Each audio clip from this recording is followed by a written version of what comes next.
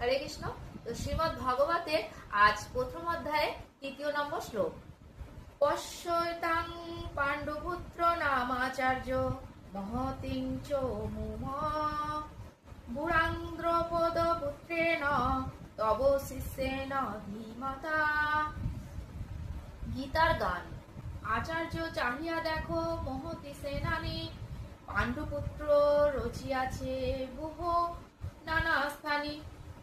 তব শিষ্য বুদ্ধিমান দ্রৌপদীর পুত্র, সাজাইল এই সব করিয়া এক সূত্র। অনুবাদ।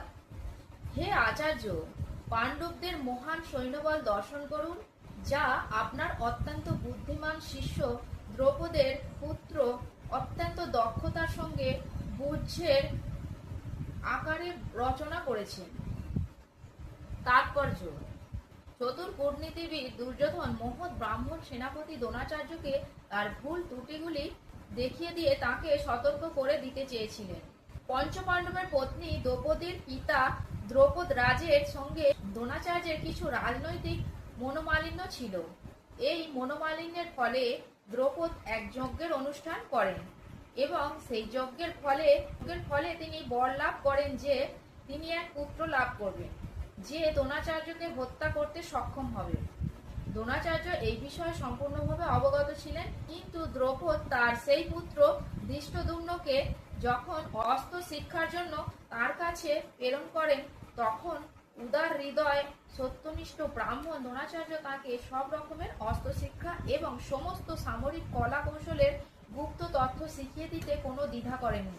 এখন কুরুক্ষেত্রের যুদ্ধক্ষেত্রে ধৃষ্টদ্যুম্ন পাণ্ডবদের পক্ষে যোগদান করেন এবং পাণ্ডবদের সৈন্যসজ্জা তিনি পরিচালনা করেন। সেই শিক্ষা তিনি দ্রোণাচার্যের কাছ থেকেই পেয়েছিলেন। দ্রোণাচার্যের এই ত্রুটির কথা দুর্যোধন তাকে স্মরণ করিয়ে দিলেন, যাতে তিনি পূর্ণ সতর্কতা ও অনমনীয় দৃঢ়তার সঙ্গে যুদ্ধ করেন।